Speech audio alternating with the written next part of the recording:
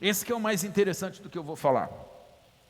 Porque o que acontece com William Douglas? Como eu falo em muitos ambientes não religiosos, eu falo muito em tribunal, em justiça, em universidade, em curso, em empresa, eu tenho que ter um discurso adequado. Então, por exemplo, se eu estou aqui conversando com alguém, quem aqui acredita que esse livro é inspirado pelo Espírito Santo? Levanta a mão. Então, para você que levantou a mão, eu posso abrir aqui e falar assim, amigo, olha só, está mandando aqui você fazer uma coisa, você faz e acabou. Eu não tenho que fundamentar nada. Deus que mandou. E se vai dar certo ou vai dar errado, eu não estou preocupado. E eu sei que você não está. Porque você sabe que a vontade de Deus nem sempre dá certo do ponto de vista terreno. Às vezes dá errado, às vezes você é perseguido, às vezes você é discriminado. Às vezes você é taxado de tolo, disso ou daquilo, mas para a gente está valendo, a gente acha que compensa. Então, é uma argumentação. Agora, se tem alguém aqui visitando, e obrigado pela visita, volte, seja bem-vindo, que você não acredita que esse livro é inspirado pelo Espírito Santo, que talvez você até ache que é um livro antigo demais, ou talvez um livro que tem umas coisas que você não entende e não concorda, eu não posso chegar e falar, está na Bíblia e cumpre. Não é assim. Eu tenho que pegar, vai dar mais trabalho, mas eu vou pegar tudo que está aqui e vou mostrar o que a ciência diz, o que as universidades dizem, o que os grandes pensadores dizem. E eu vou te mostrar que tudo que está escrito aqui é verdade, mas com outra base lógica. Então, por exemplo, se você quer saber, um dos caras mais respeitados em termos de investimento é o Warren Buffett. Ele é um mega investidor, está há vários anos um dos homens mais ricos do mundo. Ele não se faz bons negócios com pessoas ruins. Não se faz bons negócios com pessoas ruins. E todo mundo ouve e respeita, porque ele tem autoridade para falar. Ele sabe, ele entende de negócio. E ele fala, não se faz bons negócios com pessoas ruins. Mas neste livro, 2000 anos atrás, já tem uma pessoa, o apóstolo Paulo, que diz, as más companhias corrompem os bons costumes. Uau, é a mesma sabedoria, é o mesmo ensinamento. As más companhias corrompem os bons costumes. Os maus negociantes empresários corrompem os bons empresários. Quem aqui está pensando em fazer concurso? Levanta a mão. Sai daqui com uma bênção especial do William Douglas, em nome de Jesus, está te abençoando para você passar em concurso.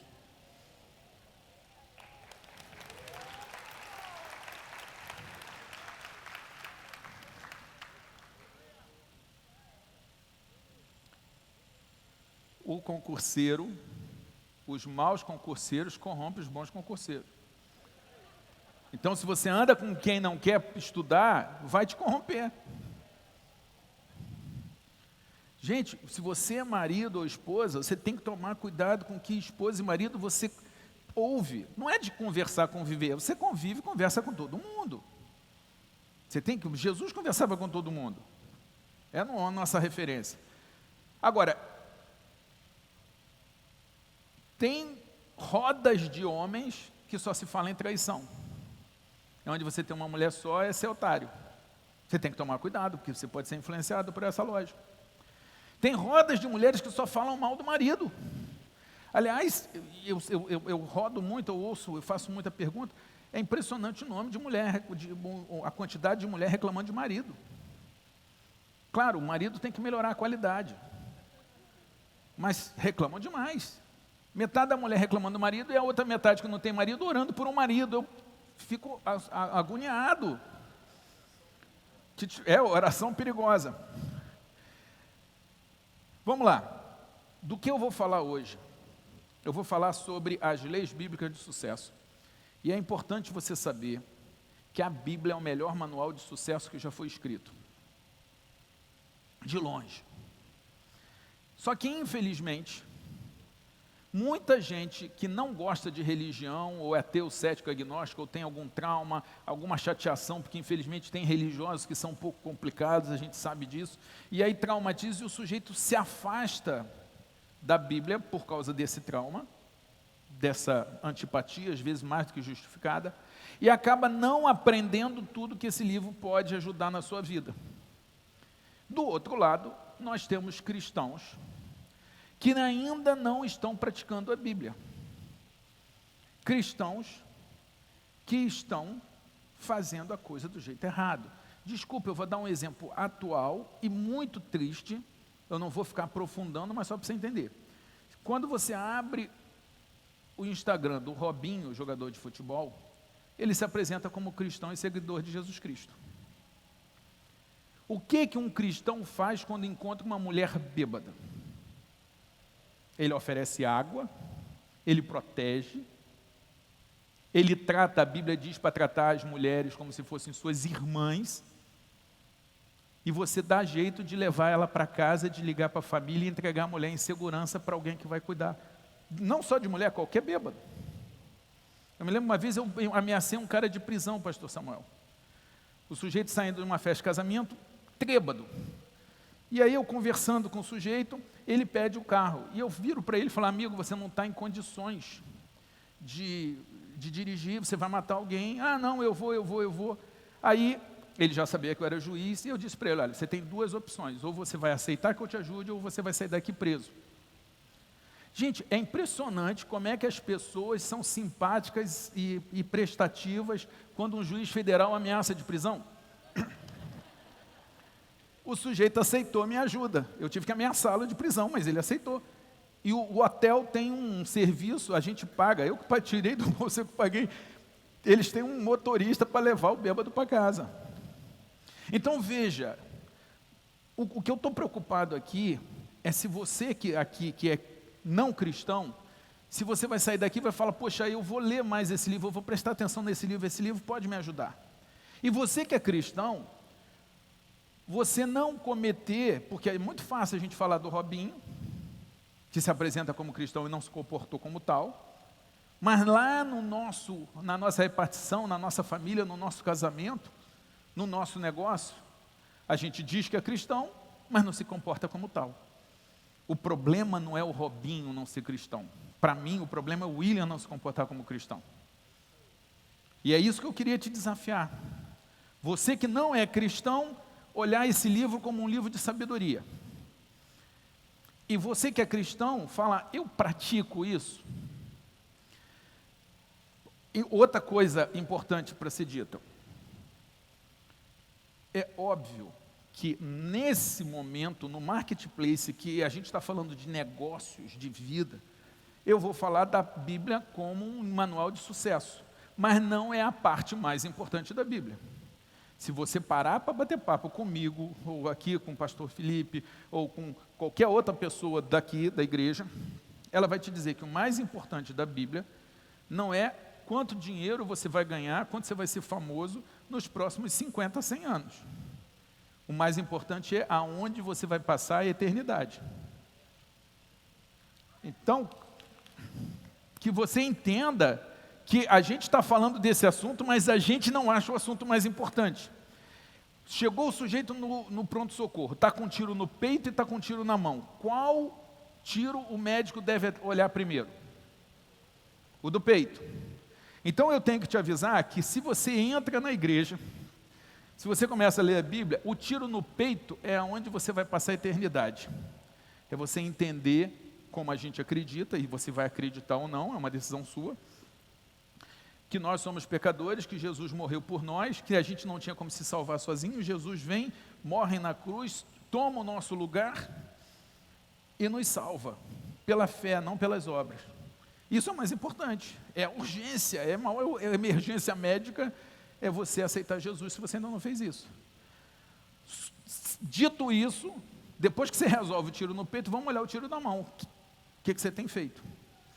E eu sou um sujeito que eu queria ter sucesso. Eu sempre busquei sucesso na minha vida. Eu me lembro que eu queria ter um carro, eu queria ter dinheiro para comprar flores, porque eu era muito romântico, eu não tinha namorada, mas eu já era romântico. Eu queria ter dinheiro para ir no restaurante, e houve um tempo na minha vida, que para você ter ideia, eu ia no restaurante, eu só podia ir em pizzaria, que é o restaurante mais barato. E eu só comprava pizza de mussarela. E eu dizia para os amigos que eu gostava de pizza de mussarela, mentira, confesso diante dos irmãos, eu gosto de portuguesa, mas eu não tinha dinheiro para pagar, nem o tomate não dava, nem marguerita, era mussarela. E eu queria poder chegar em qualquer restaurante e pedir, eu sou traumatizado, hoje qualquer pizzaria você vai me ver pedir extra, 3, 4 extra, quanto tiver eu coloco. Trauma.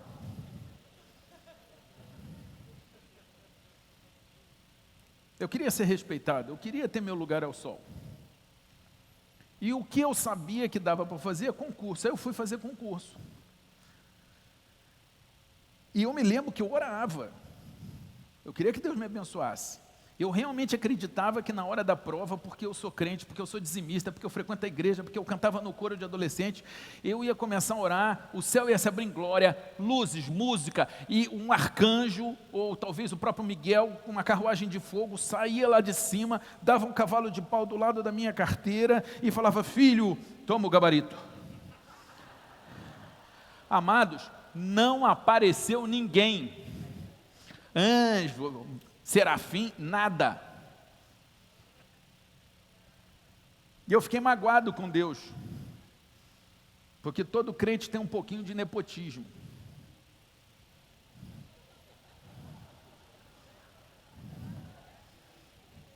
Só quero lembrar que o que Deus fez com o filho dele foi mandar para a crucificação. Isso é, toma cuidado com o nepotismo dentro da igreja. Meus irmãos, o dia que eu entendi que cada sentença que eu fosse dar, cada despacho, não ia dar para tocar esse rebu no céu, manda anjo para fazer a sentença para o William, eu falei: opa, Deus quer outra coisa de mim. Deus faz a parte dele, eu tenho que fazer a minha. É aquela lição lá de Moisés orando diante do Mar Vermelho. Deus fala: ô Moisés, para de orar, Moisés. Diz ao povo de Israel que marche, vai em direção ao mar. Então a palavra que eu tenho para te dar hoje, meu irmão, é que o que Deus tem que fazer, Ele vai fazer. Pode ficar tranquilo, não vai falhar, mas você tem que marchar. Quem aqui está querendo um milagre? Pessoal aí, o povo que gosta de milagre, quem está querendo um milagre?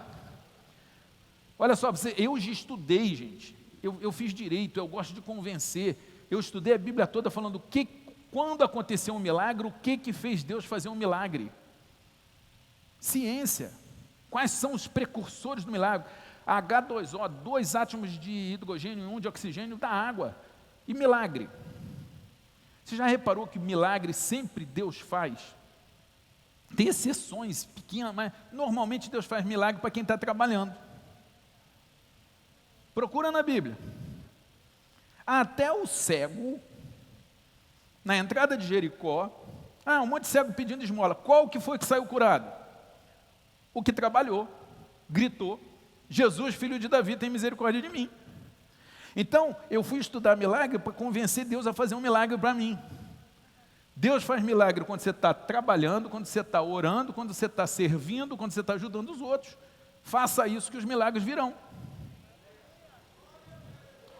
Agora, você que está aqui, chegou hoje, falou: pô, vou ter que fazer isso tudo para pedir, para ganhar um milagre. Não, meu irmão, você tem quem está chegando tem um tratamento de visitante. Você precisa de um milagre, você vai manter a sua máscara e você depois vai vir aqui, vai procurar um dos pastores e falar: eu estou precisando de um milagre, que a gente vai trabalhar nisso. Mas você que já é antigo, meu irmão, o negócio é mais firme. Mas resumo da parada: eu queria melhorar de vida e eu comecei a fazer concurso.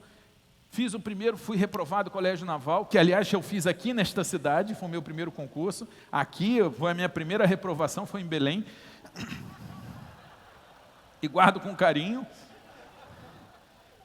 Amo a cidade, amo as mangueiras, amo tudo.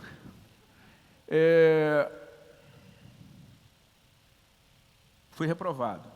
Fiz para oficial de justiça, reprovado. Para promotor de justiça, reprovado. Para defensor público, reprovado. De novo para defensor público, reprovado. Para juiz de direito, reprovado.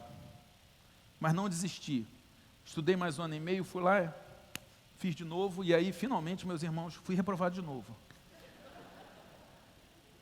Aí eu desisti, falei: não dá mais para mim. estou fora, não aguento mais essa pressão, vou largar tudo, vou tomar conta das fazendas de minha mãe ou da metalúrgica de meu pai, porque eu não aguento mais. E esse plano teria dado certo se mamãe tivesse fazendas.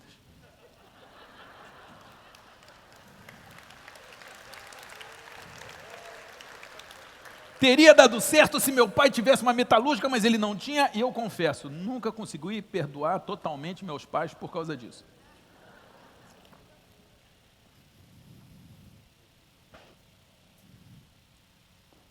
Continuei estudando. Procuro quem já tinha passado em primeiro lugar, porque são os caras que entendem de passar. Eu falei, esses caras vão me ensinar. Deus não me socorreu, não mandou o anjo, eu vou pegar quem já passou em primeiro. E aí eu procuro os caras e falo, olha, estou precisando passar, não aguento mais, só estou sendo reprovado, me ajuda aí. E eles foram muito amorosos, gentis e solidários. O primeiro que eu falei isso falou, isto é problema seu. O segundo disse, dá teu jeito. O terceiro se impertigou e falou, faz o que eu fiz, vai estudar. Como a mamãe não tinha fazendas, como o papai não tinha metalúrgica, eu fui estudar. Aí eu passo, depois de muito tempo, depois de pagar meu preço, porque toda a terra prometida tem um deserto antes. Presta atenção, toda a terra prometida tem um deserto antes. Você virar CEO, você virar gerente, você se formar, você emagrecer, você resolver esse problema de saúde que você tem que resolver, você resolver seu casamento, tudo é terra prometida e tudo tem um deserto antes, porque é no deserto que Deus trabalha com a gente. Quem não tem coragem de passar pelo deserto não vai conseguir chegar na terra prometida. Você precisa ter coragem de passar pelo deserto. Vai dar certo, mas você tem que caminhar. Você tem que fazer a tua parte, Deus vai estar contigo. E aí eu passo, e aí, olha que lindo, que maravilhoso, as pessoas começaram a me perguntar como faz para passar. A pergunta que eu fazia, começaram a me fazer. Olha, quero dizer, eu fui já fazer palestra no Colégio Naval, para os 3 anos, fui lá como juiz, professor, escritor, fiz palestra, reunir a turma toda para me ouvir. E eu falei, olha, vocês estão melhor do que eu, porque vocês já passaram no concurso que eu fui reprovado. Então vocês vão mais longe. O que aconteceu? As pessoas começaram a me procurar e falar o seguinte, William, como faz para passar? E aí eu poderia seguir o conselho e ensinamento que o mundo me deu, que é, dá seu jeito, se vira, isso é problema seu, foi o que o mundo me ensinou. Mas a Bíblia me ensina outra coisa. Jesus Cristo diz o seguinte, trate o próximo como gostaria de ser tratado.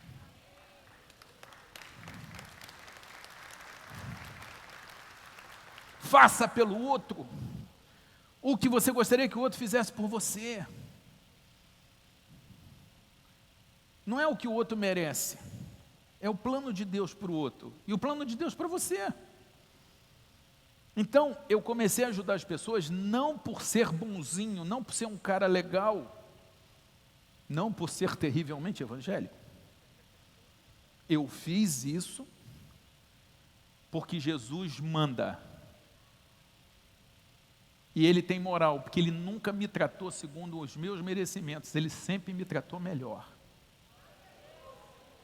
E quando você pensar no teu patrão, no teu empregado, na tua mulher, no cara que está passando fome, no político que você mais detesta, que você tem que orar por ele, e você achar que o sujeito não merece, eu quero te lembrar que Jesus não te trata igual você merece, e Ele diz para você não tratar os outros segundo eles merecem, mas segundo o plano de Jesus para você tratar os outros.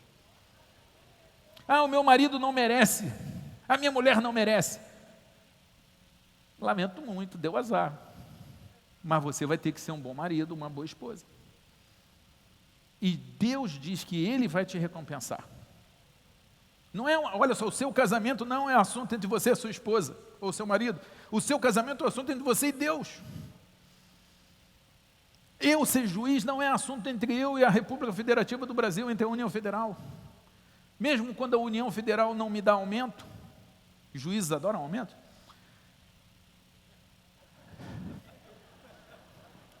Acontece, né? A gente vem aqui, não pode mentir no altar, né? Juiz quer ter aumento todo ano, igual todo mundo. Eu já passei 7 anos sem aumento. Eu posso passar a ser um juiz que maltrata os outros, os funcionários? Não. Por quê? Porque antes dos meus deveres, eu tenho deveres administrativos, institucionais, legais. Deus diz que eu tenho que tratar as pessoas com dignidade, com respeito, com amor, como eu gostaria. Então, cada vez que eu pego um processo, ou que eu lido com uma parte, ou que eu lido com um funcionário, eu tenho que tratá-los segundo a regra de ouro, que é essa regra: trate o outro como gostaria de ser tratado.